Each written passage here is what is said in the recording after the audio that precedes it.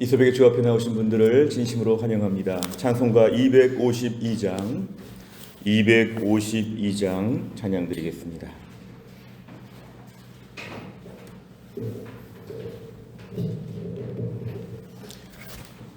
252장입니다.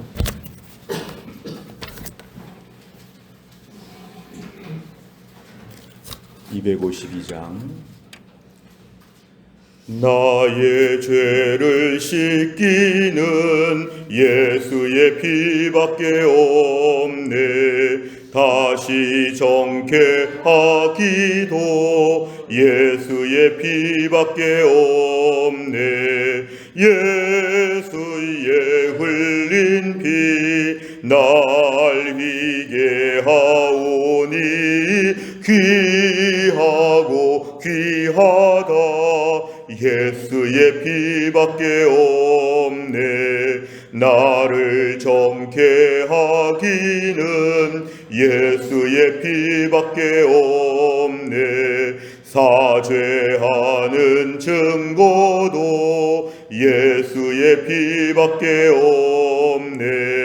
예수의 흘린 피 날 희게 하오니 귀하고 귀하다.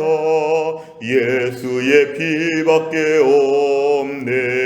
나의 죄 속하기는 예수의 피밖에 없네.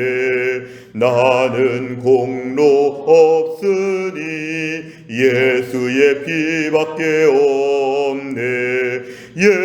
예수의 흘린 피 날 희게 하오니 귀하고 귀하다. 예수의 피밖에 없네. 평안함과 소망은 예수의 피밖에 없네.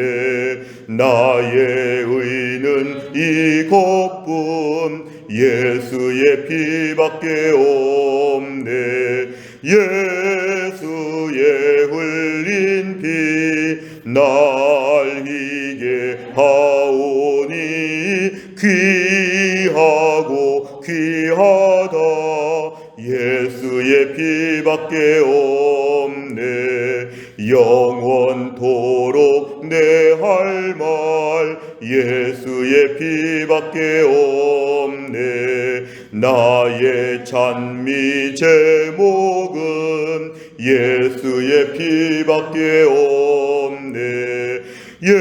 예수의 흘린 피 날 희게 하오니 귀하고 귀하다. 예수의 피밖에 없네. 아멘. 하나님 말씀은 출애굽기 37장 1절부터 16절까지입니다. 출애굽기 37장 1절부터 16절까지의 말씀은 구약 139페이지에 있습니다.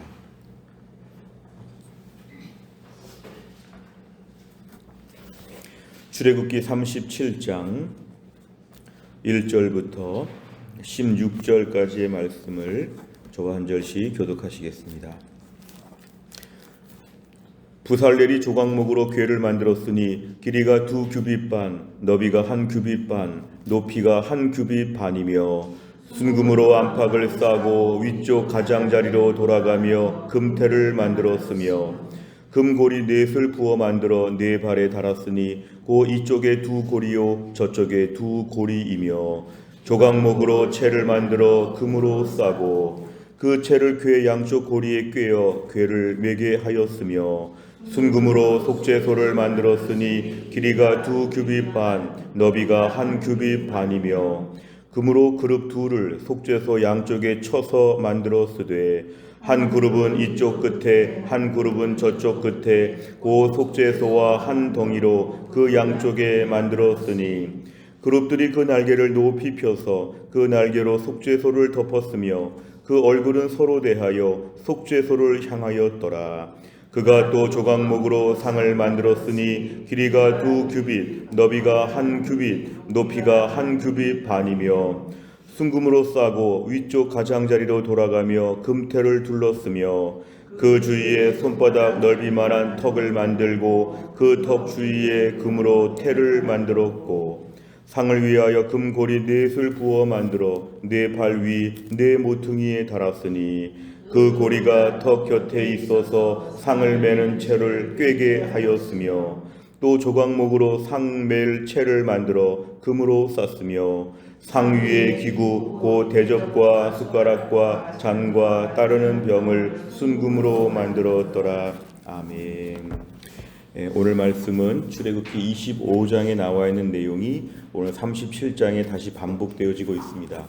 출애굽기 25장에서 말씀할 때는 하나님께서 이렇게 만들어라 말씀하시는 명령의 차원이었다면 오늘 출애굽기 37장에서는 실제로 이렇게 만든다고 하는, 오늘은 마치 공장에서 직접 일을 만드는 것처럼 25장은 설계도라면 오늘은 이제 공장에서 직접 물건을 만드는 것 같은 내용에 다시 한번 이렇게 언약궤와 또한 떡상, 진설병 상이 오늘 소개가 되고 있습니다.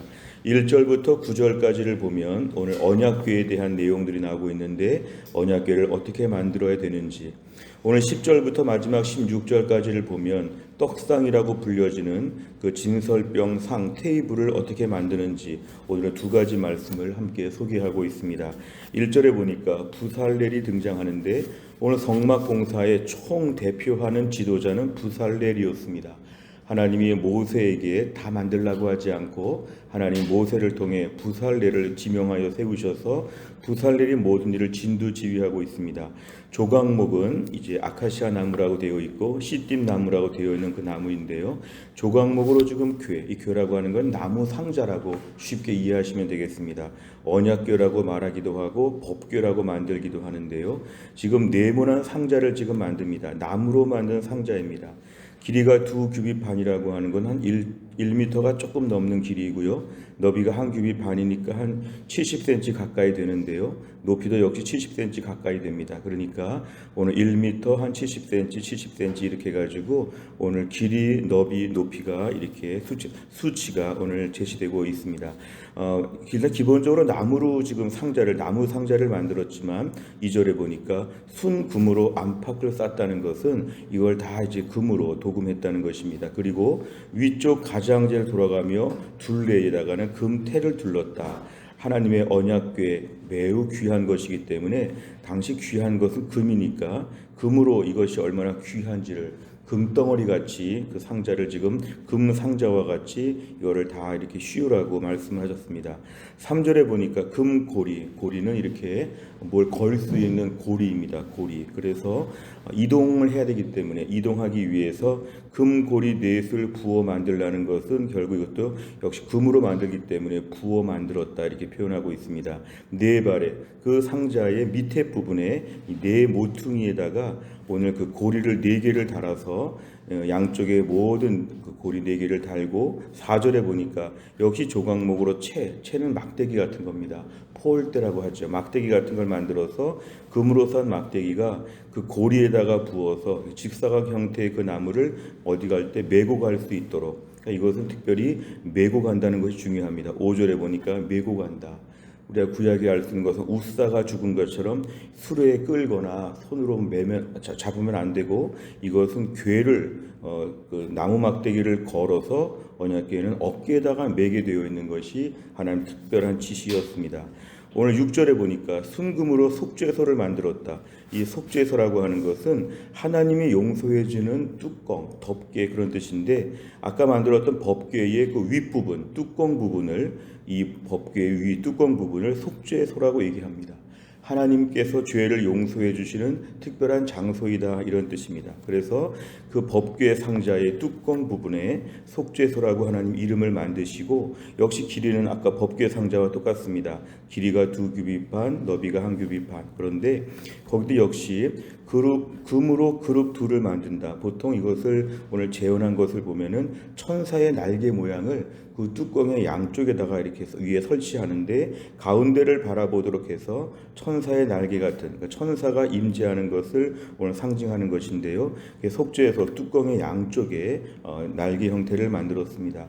8절에 보니까 한 그룹은 천사의 날개 한쪽은 한쪽 끝에, 또 하나는 저쪽 끝에, 그래가지고 모두가 다 가운데 중앙의 부분을 집중하도록 날개를 그렇게 붙여 달라고 했습니다. 그리고 오늘 9절에 보니까 같은 말씀인데요. 그 그룹들이 날개를 펴서 속죄소를 다 덮을 정도로 그렇게 하라고 합니다. 1절부터 9절까지를 보면 하나님의 임재와 역사를 상징하는 이 법궤에 대해서 하나님께서 특별히 귀하게 만들라고 하시고, 그 다음에 그 위에다가 속죄소라고 해서 뚜껑 부분, 덮개 부분에는 하나님이 모든 죄를 용서한다. 하나님의 임재 앞에서 사람이 감히 나아갈 수 있는 것은 하나님의 죄를 용서해 주셔서만 나갈 수 있다. 이렇게 해서 하나님 만나는 자리에는 항상 이렇게 속죄소가 준비되어 있는 법궤가 있다고 얘기합니다. 오늘 10절부터 뒤에 부분은 계속해서 떡상에 대한 것입니다. 아까 지성소에 들어가는 법궤에 대한 게 나왔다면 이제 성소의 오른쪽 부분에 있었던 그러한 떡상에 대한 것인데요. 10절에 보니까 조각목으로 상을 만들었다. 이 상은 테이블을 얘기합니다. 탁자. 우리 만나울에 지금 우리가 앉아있는 이런 테이블처럼 테이블을 지금 만들었는데요.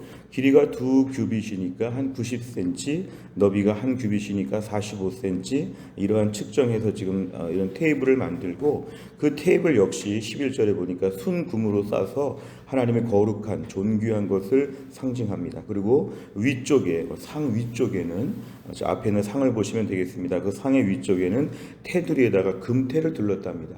금으로 한 번 더 테를 두르고, 12절에 보니까 주위에 손바닥 넓이만한 턱을 만들었다.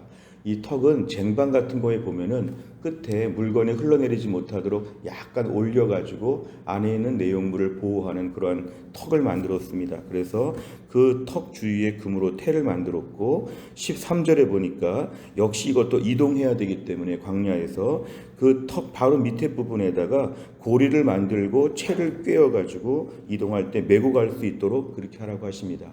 역시 이것도 계속 메고 갈 수 있도록 고리를 만들고 채를 만들었습니다. 15절에 채를 만들러 금으로 싸라고 했고요. 16절에 보니까 그 떡상 위에는 대접은 접시라고 하는 뜻입니다. 접시, 숟가락, 잔, 따르는 병, 포도주, 전제가 있기 때문에 포도주를 따르는 잔, 병도 만들었고, 이 모든 걸 순금으로 만들었다. 그래서 떡상에는 마치 이렇게 호떡 같은 것을 6개씩 두 줄로 놓은 것처럼 이스라엘의 12지파를 상징해서 여기다가 진설병은 떡이라는 뜻입니다.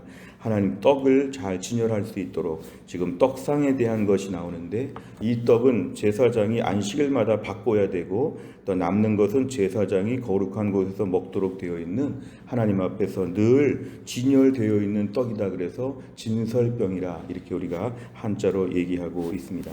내용 가차를 보시면, 첫째, 조각목으로 만든 궤는 무엇으로 그 안팎을 쌉니까? 2절에 보니까 순금으로 쌌다 그랬습니다. 순금. 금은 예나 지금이나 매우 귀한 것을 상징하니까 하나님의 임재하심이 얼마나 존귀한지, 또한 이건 변하지 않는 불변의 성격을 금으로 표현합니다.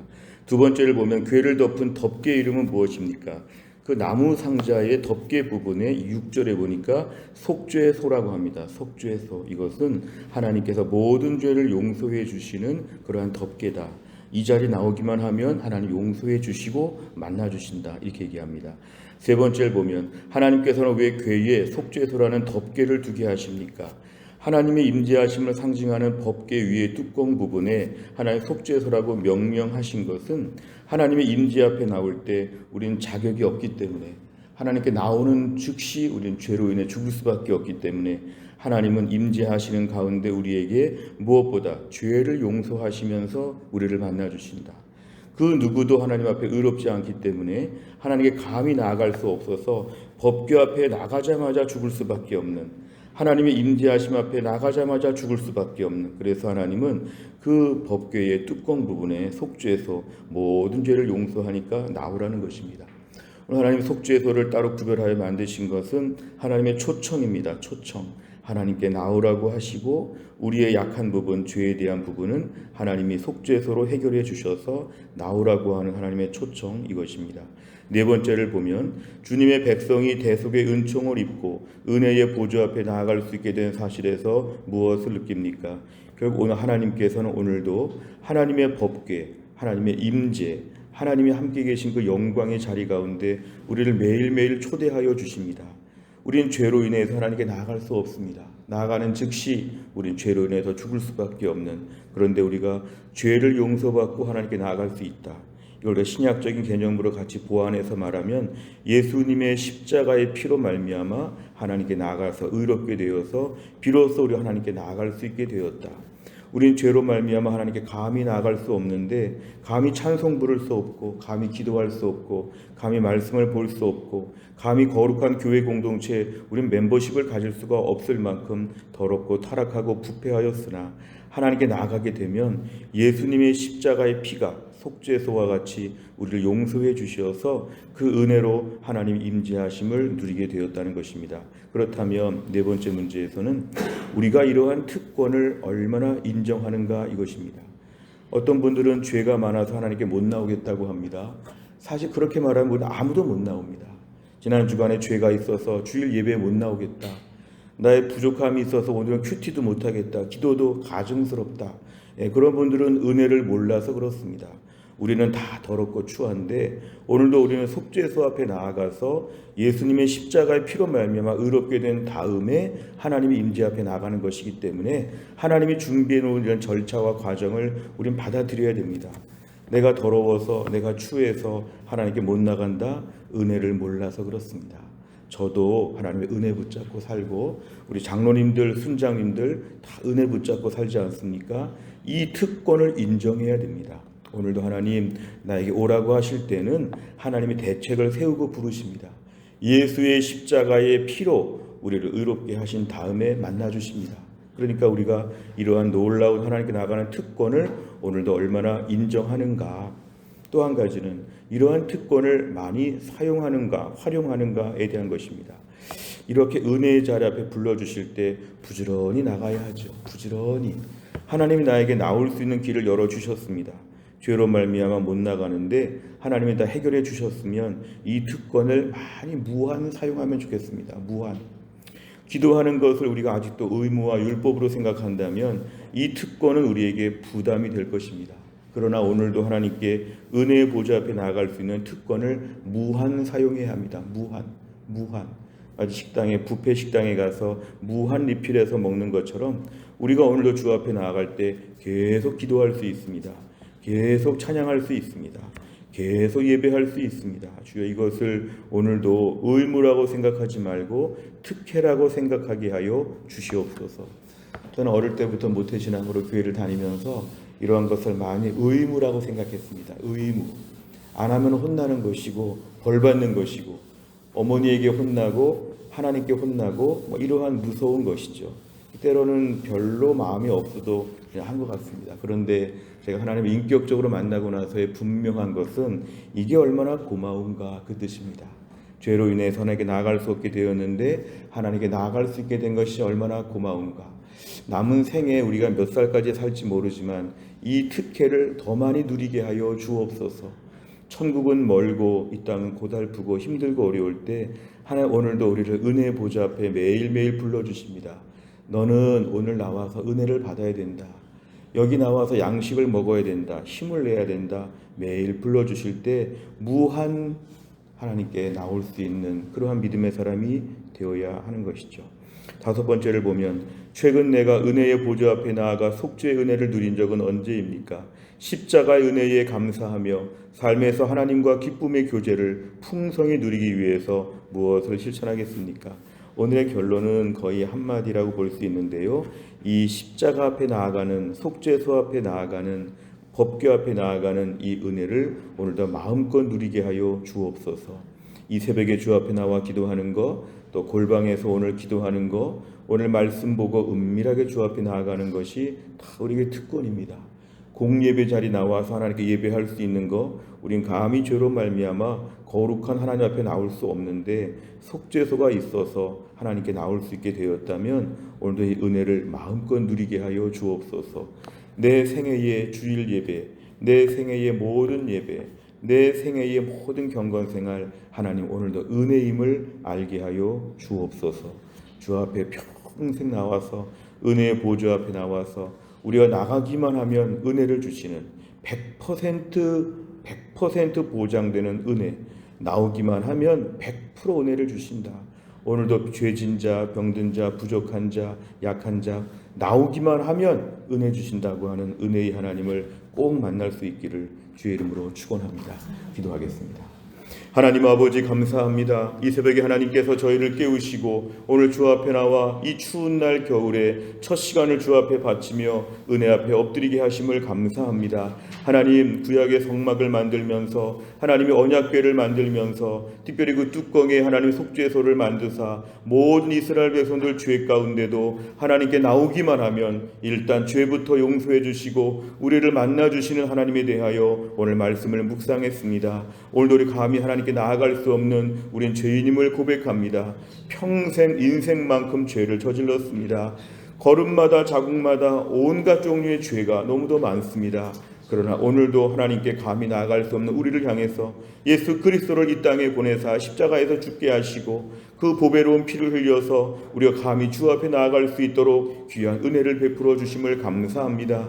오늘도 우리의 죄를 용서하시고 기다리시고 우리를 만나시기 위하여 임재하시는 주님 앞에 매일매일 나올 수 있게 하여 주옵소서. 매일매일 경건의 시간이 하나님 만나는 기쁨의 시간이 되게 하여 주시고 모든 예배 시간마다 은혜의 보좌 앞에 나와서 하나님 앞에 모든 속사정을 이야기하고 하나님 앞에 모든 부끄러움을 고백하고 하나님 앞에 모든 불안과 걱정들을 아뢰는 가운데 이 땅에서 하늘의 영광을 매일 목도할 수 있도록 주여 우리에게 은혜를 더하여 주옵소서. 오늘 우리 교회 안에 약한 분들을 위하여 기도합니다. 우리 김혜영 권사님 하나님이 고치셔서 하나님이 강건하게 하여 주시고 이제 우리 권사님 새로운 집으로 이사를 해서 조금 더 편안하게 사실 수 있도록 하나님이 함께 하여 주시고 영육간의 강건함을 더하셔서 염증 수치는 내려가고 몸의 건강한 수치는 더 올라갈 수 있도록 하나님이 함께 하여 주옵소서. 하나님 아버지 신효순 권사님과 한재율 집사님 오늘 투석을 잘 감당할 수 있도록 하셔서 오늘도 투석 받는 시간 주님을 깊이 만나는 은혜의 시간 되게 하여 주옵소서.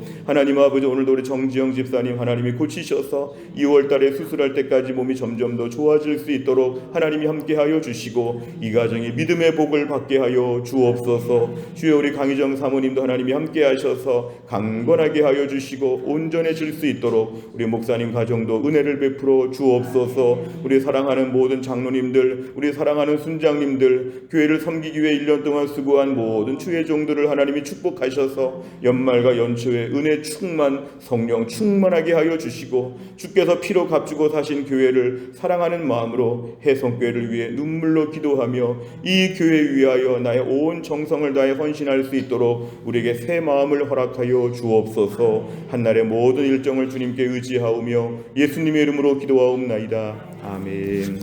매주 목요일마다 기도하는 100대 기도 제목 지역사회와 다음 세대를 위해서 57번부터 70번까지 오늘 꼭 기도해 주시기를 바랍니다. 주기도문 하겠습니다. 하늘에 계신 우리 아버지여 이름이 거룩히 여김을 받으시오며 나라의 임하옵시며 뜻이 하늘에서 이룬 것 같이 땅에서도 이루어지이다. 오늘날 우리에게 일용할 양식을 주옵시고 우리가 우리에게 죄 지은 자를 사하여 준 것 같이 우리 죄를 사하여 주옵시고 우리를 시험에 들게 하지 마옵시고 다만 악에서 구하옵소서. 대개 나라와 권세와 영광이 아버지께 영원히 있사옵나이다. 아멘.